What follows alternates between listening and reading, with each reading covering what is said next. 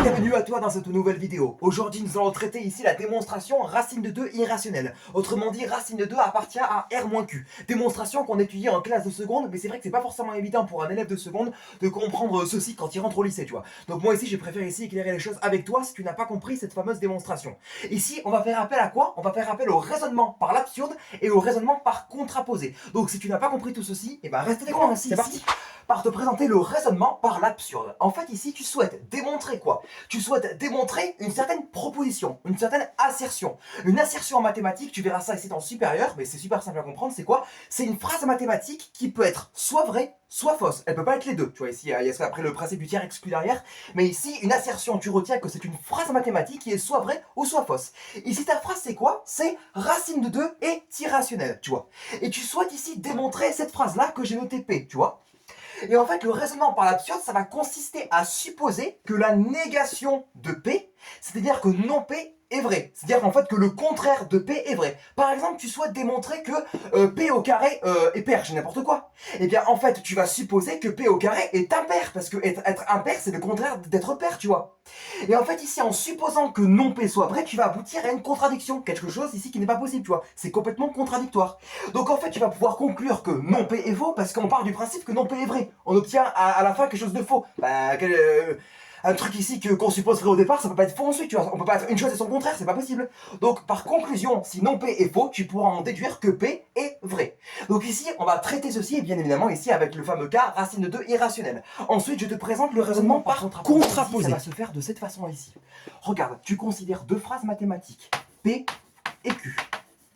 En fait, ici, ce qui va se passer, c'est que si tu souhaites démontrer l'implication P implique l'assertion Q, c'est pareil en fait que de dire que la négation de Q, qui se note comme ça en mathématiques, tu vois, ça va être le contraire de Q, et ça va impliquer la négation de la phrase P, l'assertion P. Et ça, en fait, on dit que c'est sémantiquement équivalent. Et ça se note comme ça, comme une congruence, tu vois. D'ailleurs, ici, il faudra que je fasse des congruences dans le compte, j'en ai pas encore fait, tu vois.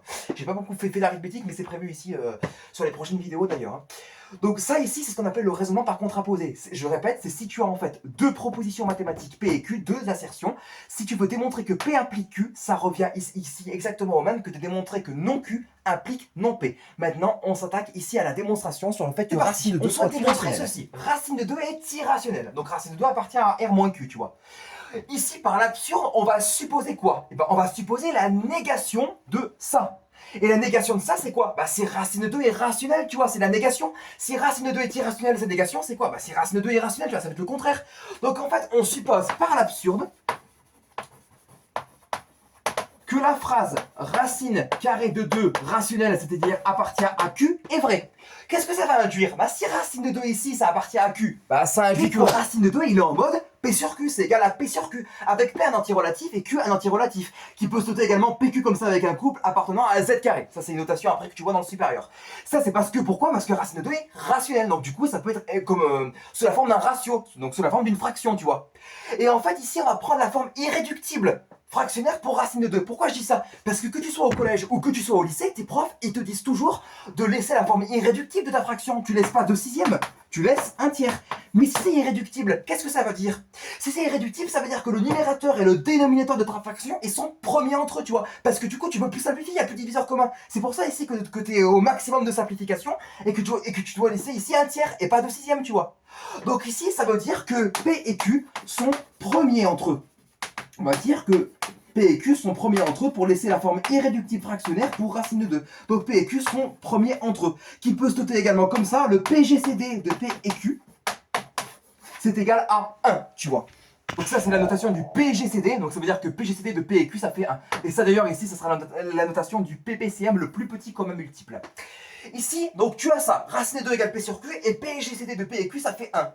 Du coup, ensuite, tu pourras écrire quoi? Bah si racine de 2, c'est égal à P sur Q, ça implique quoi? Bah ça implique que racine de 2 au carré est égal à P sur Q, le tout au carré. Attention, on perd l'équivalence dans son mot au carré, donc ici c'est pas une équivalence, on met bien une implication mathématique. Donc du coup ici ça équivaut à dire quoi? Bah ça équivaut à dire que 2 est égal à P au carré, que divise Q au carré, avec la propriété ici des puissances. Donc ça veut dire quoi? Ça veut dire que P au carré, c'est égal à 2Q au carré. Or, je te rappelle que Q, c'est quoi? C'est un antirelatif. Donc Q au carré, c'est Q fois Q. Et quand tu multiplies ici deux antirelatifs entre eux, bah ça donne un antirelatif, tu vois. 2 fois 3, c'est 6. Moins 3 fois moins 6, c'est 18, tu vois. Ça reste ici des antirelatifs.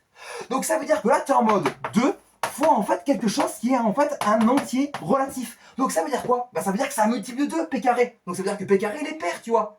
Donc ça veut dire que P carré, il est pair. Et moi, ce qui va m'arranger dans ma démonstration, c'est d'impliquer le fait que P il soit également pair. Donc nous maintenant on veut démontrer quoi? On veut démontrer que si P au carré il est pair, ça implique que P est pair. Et c'est là justement on va faire intervenir à la contraposée. Donc là on fait une pause dans la démonstration et on va montrer ceci. C'est parti. On fait une pause et on veut démontrer que si P carré est pair, ça implique P pair. Bien.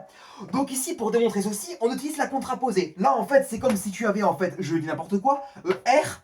Et là c'est comme si tu avais S. Donc on veut démontrer R implique S. Contraposé, c'est quoi? Et ben ça veut dire que non S implique non R, tu vois. Non S implique non R. Donc du coup, on veut démontrer que la négation de S, c'est quoi la négation de S?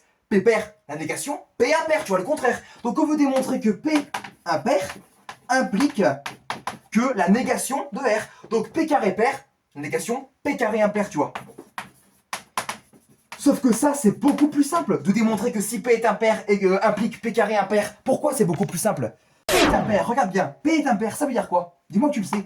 P est impair, ça veut dire qu'il est en mode 2K plus 1, avec K un entier relatif, tu vois. Ça, c'est la notation de dire que P est impair. P est impair, ça veut dire que P est égal à 2K plus 1 avec K appartenant à Z. Donc P carré, bah ça va être égal à quoi? Bah P carré, c'est tout ça au carré, donc c'est 2K plus 1, le tout au carré. Identité remarquable, c'est A plus B au carré, donc c'est A carré plus 2AB plus B carré. Donc c'est 2K le tout au carré, plus 2 fois 2K fois 1, plus 1 au carré. Donc ça va s'écrire du 4K carré plus 4K plus 1 avec la propriété des puissances. Et toi, tu veux démontrer que P carré est impair. Donc il faut que tu fasses apparaître 2 fois quelque chose plus 1. Donc on va faire ici apparaître une factorisation par 2. Donc ici, ça va nous donner 2 facteurs de quoi? On peut factoriser par 2. 2 facteurs de quoi? Bah 2 facteurs de 2K carré. Comme ça, ici, tu obtiens bien en redéveloppant 4K carré. Plus ici, 2 que multiplie K. Comme ça, 2 fois 2K, ça te redonne le 4K. Là, on se l'arrête là. Et on rajoute le plus 1. Ça, c'est bien égal à ça. Mais comme ça, là, ici, tu es en mode 2 fois quelque chose qui est un entier relatif plus 1. Donc, P carré est quoi? Bah, P carré est aussi impair, tu vois. Parce que si P est impair, ça veut dire que P, il s'écrit sous cette forme. Et si tu mets cette forme au carré, tu obtiens un nombre impair. Donc, si P est impair, ça implique que P carré est impair. Donc, par contraposé, ça veut dire que si P carré est pair, alors P est pair. Bon, on va pouvoir continuer la suite de la démo. Parce que du coup, comme j'ai dit, donc P carré est pair, soit P est pair. Ok. Bien, donc on a obtenu un premier résultat. P est pair. Si P est pair, dis-moi que tu vois maintenant. Bah si P est pair, ça veut dire que du coup il peut s'écrire en mode 2 fois K. Donc c'est-à-dire qu'il existe K appartenant à Z, je vais pas le noter, tel que P est égal à 2 fois K. Si P est égal à 2 fois K, rappelle-toi de ce qu'on avait obtenu. On avait obtenu ça. P carré égale 2Q carré, tu vois. Grâce à l'égalité. Ça, tu vois, ça va être toujours valable. Donc P carré égale 2Q carré. Ça implique quoi? Bah si P il vaut 2K, je peux remplacer le P par 2K et j'obtiens du 2K le tout au carré égale 2Q carré. Donc j'obtiens ensuite le fait que 4K carré soit égal à 2Q le tout au carré. Ensuite, qu'est-ce que je fais? Eh ben, je vais simplifier par 2, je vais tout diviser par 2, ce qui me donne du coup ici du, eh bien, en fait, du 2K au carré, qui est égal à Q carré. Et ça, comme je t'ai dit tout à l'heure, tu multiplies ici un entier relatif par un entier relatif qui est K lui-même, donc du coup ça c'est un entier relatif. Donc Q carré il s'exprime 2 fois un entier relatif, donc Q carré est pair. Mais d'après ce qui a été démontré par contraposé, si quelque chose au carré, un entier relatif au carré est pair, ça veut dire que l'entier relatif lui-même il est aussi pair. Donc si Q carré est pair, ça veut dire que Q est pair. On a un gros problème. Pourquoi on a un gros problème? Bah parce que P est pair et Q est pair, on vient de le démontrer. Mais qu'est-ce que ça veut dire ça? Bah être pair ça veut dire appartenir à la table de 2. Donc ça veut dire être divisible par 2. Donc P et Q ils ont le 2 comme diviseur commun. Ils ont 2 comme diviseur commun, tu vois. Sauf que nous au départ on a dit quoi? On a dit que P et Q ils sont premiers entre eux. Donc ils n'ont pas diviseur commun, tu vois, c'est la définition de deux nombres premiers entre eux. Donc ici, en supposant que racine carrée de 2 est rationnelle, on a par hypothèse le fait que P et Q sont premiers entre eux, mais après on démontre que P et Q ils en ont un diviseur commun, c'est 2. Bah tu vois, c'est contradictoire, ce n'est pas possible. Donc ça veut dire que du coup, la supposition racine de 2 est rationnelle, elle est complètement absurde, et donc par l'absurde, on démontre que racine de 2 est bien irrationnelle. Ce qu'on voulait démontrer. On obtient bien racine de 2 irrationnelle, ce qu'il fallait démontrer, c'est QFD. J'espère que la vidéo t'a plu, abonne-toi et j'espère que tout est clair.